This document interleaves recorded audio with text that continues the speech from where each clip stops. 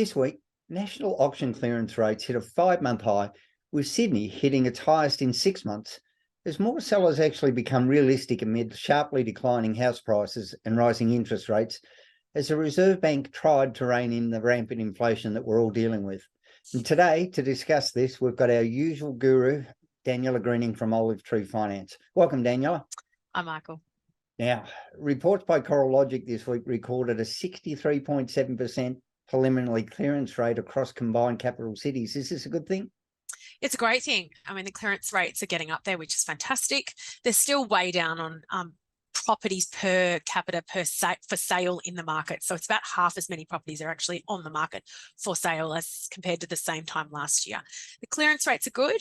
We're still seeing, around, I think it was 60 or 70% clearance rates, which is great. And most of them are selling afterwards anyway.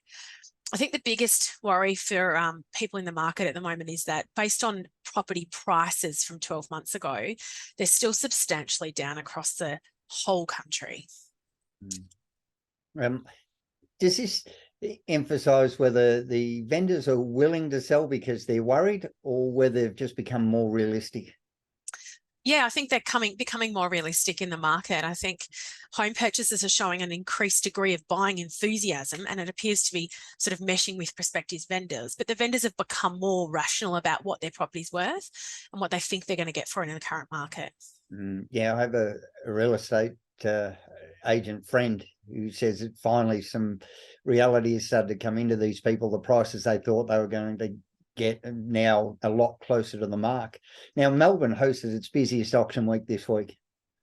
Yeah, it was huge. They had a really good clearance rate, and obviously on the back of the weekend before, which was inherently a quieter weekend because of the Melbourne Cup. We're seeing really good rebounding. Obviously, as it's spring, it's peak period for auctions across the country, and Melbourne is really reflective of that. Now, we've got the state election coming up in a couple of weeks. How does that impact the market?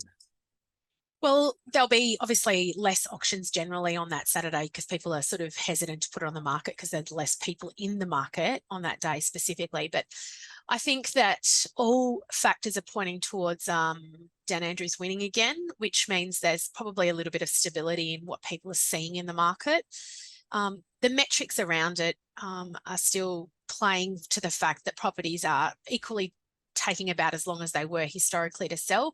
So it's still relatively a quick turnaround. If your property's on the market, it's still selling.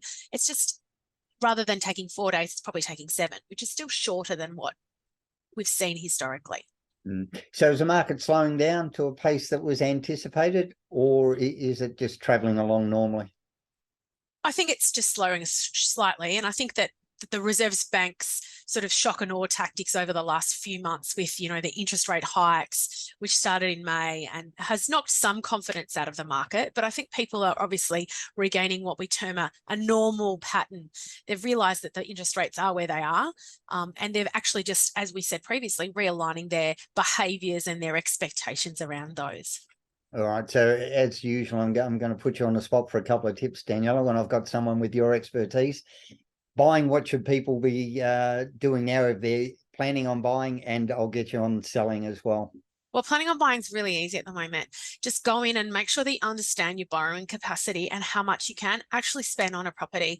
Obviously, with interest rate hikes, borrowing capacities being reduced and it's being squeezed. So we really need people to understand what their borrowing capacity is and what their purchase prices around those borrowing capacities are, and be really diligent about when they're going to auctions or they're bidding for properties, that they're really staying within those figures.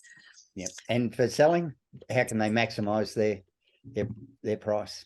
Well, selling is obviously just making sure that the property is affordable to people within the market that they're looking to sell, but making sure the property is at the best possible position for them in terms of the look, the feel, the ambiance, and what they're offering, and making sure that they're offering it to the right target market. And I'm sure most agents will be really happy to help people upgrade their sale or the type of visibility that they've got in the market. One final question, as soon as you mention it. Best way to find an agent? Look for who sells the most properties in your area and the best clearance rates. So that I always say to people, what suburbs are you in? Go to CoreLogic, have a look at the agents in that area who sells the most in your area, but also from the perspective of who sells the type of property that you want to sell.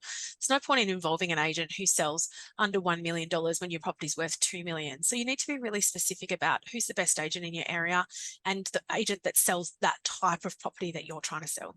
Great. Fantastic advice. So Daniela Greening from Olive Tree Finance. Thanks. Always great to catch up. Thanks, Michael.